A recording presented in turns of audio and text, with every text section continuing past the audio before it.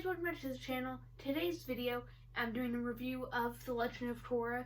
Now, a week ago I did the Avatar series, but now I'm doing Legend of Korra. I watched it right after I did Avatar, and they're very, good on how much I like them. Like, a lot of people hate this one more than they should, and I really think they're very equal shows and maybe a slight edge to Avatar. But before we get into this video, make sure you like, comment, subscribe, do all of that, and let's get into it. Okay, to start off with, I'm going to get some general consensus on it. I really love the kind of time period it's set in, with the aesthetic of early 1900s kind of era, like in the industrial age. It's really cool to see how that is mixed in with the elements of the Avatar universe, and it's a completely different take. Korra and Aang are so different, but both work really well. The whole show is really funny and entertaining. There's a great focus on the romance and the relationships in there. The action, the animation is really good. They tried some 3D animation at some points. Doesn't really work that well because it was early times for that in an animated show. But overall, the animation's really good. The again, the writing I think's pretty good. A big complaint about the show is how in Avatar there's this one giant story going across all 3 seasons. But with Legend of Korra, it's each story for each season. It's not a kind of giant one. But I think it worked with the show because this was originally supposed to be a mini-series. So it was just supposed to be with the Equalist and Amon. But then people wanted season 2, and so they had to kind of change it up. And you wouldn't want to see the Equalist throughout the show because after a while it kind of get a little boring. So it's cool when they introduce more and more villains. Now, with season 1, if we go to the specifics, the Equalist movement, one thing I really love about the show is that most of the villains, they have good motives. It's just the way that they're executing it is not really good. Like the Equalist, there should be more of an equivalent between benders and non-benders. But the way they're going at it by taking away all of the bender's abilities really isn't that good. Same with season 3 Zahir. What he wants to do is really good, but the way he's doing it isn't. And the same could go for season 4's villain. I can't think of the name of. Probably not season 2.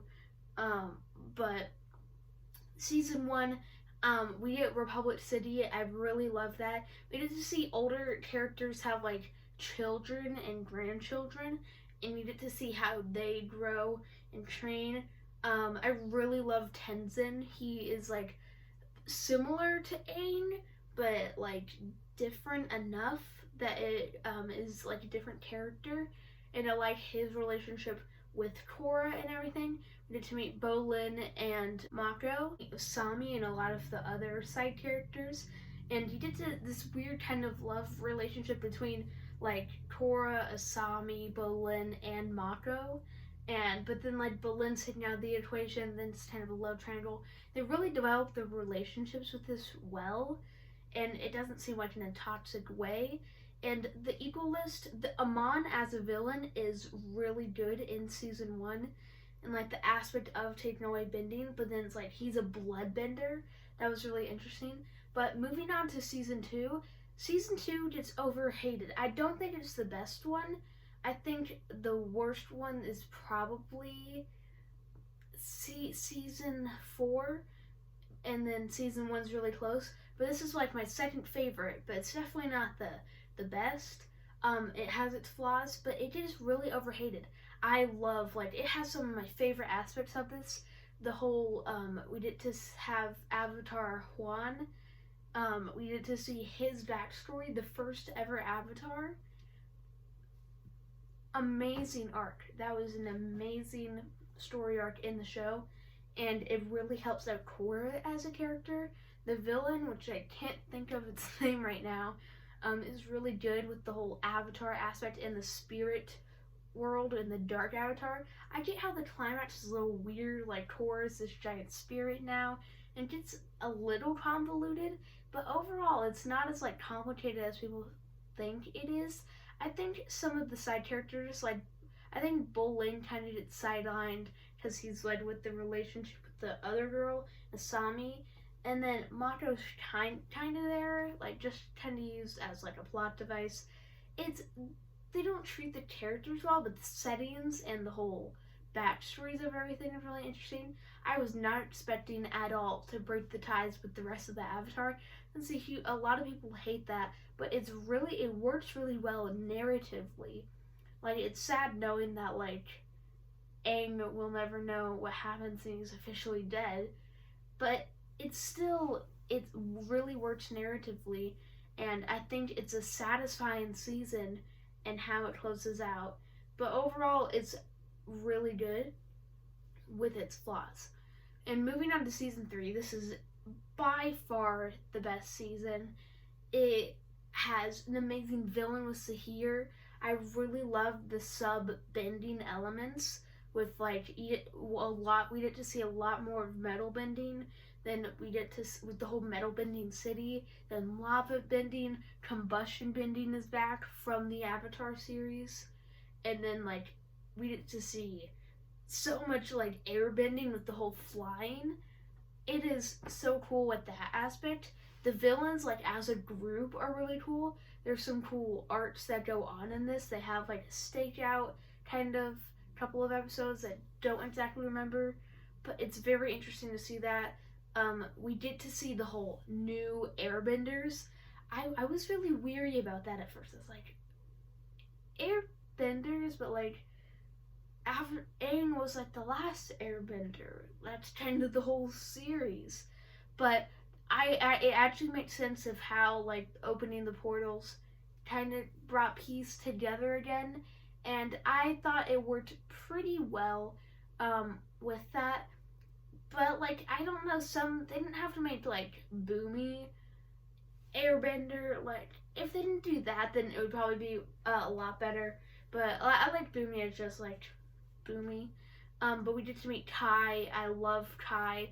We get Jinora. Jinora, we got to see her type of spirit bending in season 2, which I forgot to mention. And we get to see more of that because the whole spirit stuff is really cool, and they carry it on nice enough from this, but it's not like a huge focus of this season. And we get to see more of like Ba Sing Se and the Earth Queen, and it is just it's so perfect. This season it's so perfect with the action, the writing, the humor in this. They develop the relationships really well. Mako feels really good in this, and then Bolin's amazing in this.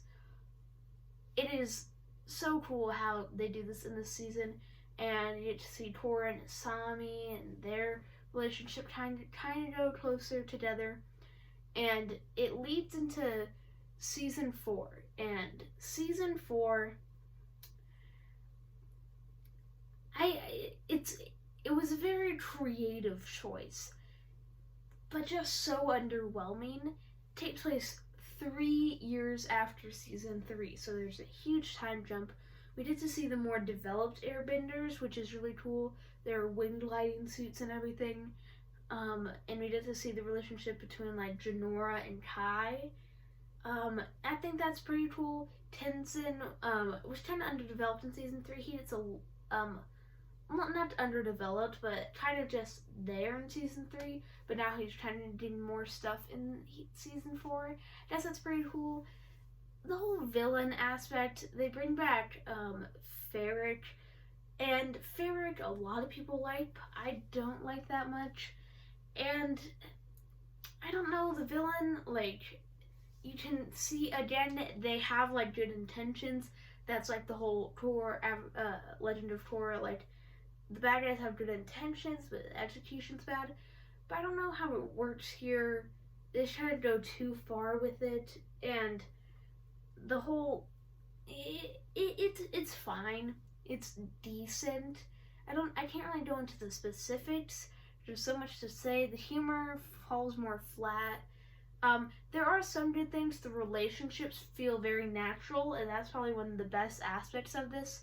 The animation gets like a huge better notch up, except for like when they do 3D animation. But the climax at the end, the finale, is so it's not unsatisfying, but it's just anticlimactic. It's just it happened, but then that was it. It just happened. It didn't feel satisfying, I guess. I liked the relationship of Asami and Korra and how that grew with the final walk-in of the spirits. The villain's kind of weak, and they don't really go into the sub-bending things of season 3, which I thought was really interesting. They kind of keep it. It's fine. It works as a conclusion. It's not horrible, but I really wish that they chose a different narrative of it. We do get to see like some cool aspects with Toph coming back, and I think did Zuko come back in this one, or was it that season 3? Don't exactly remember. But you got some cool things with that. I really love the Toph episode. I don't like they really put a focus on Tenzin's kids, the airbenders. It's fine. It's fine, I guess. But overall, this is a pretty great series, very overhated on. It has some really high highs and some really low lows. So it's kind of all over the place, but overall, it's very good. Like, as an average, it has very good intentions. I think it really builds off of the original Avatar series and doesn't disrespect it in any way. And I think it is in a very amazing TV show. But hopefully you like this video. Make sure to like, subscribe, do all that stuff. And I'll see you guys in the next one. Bye.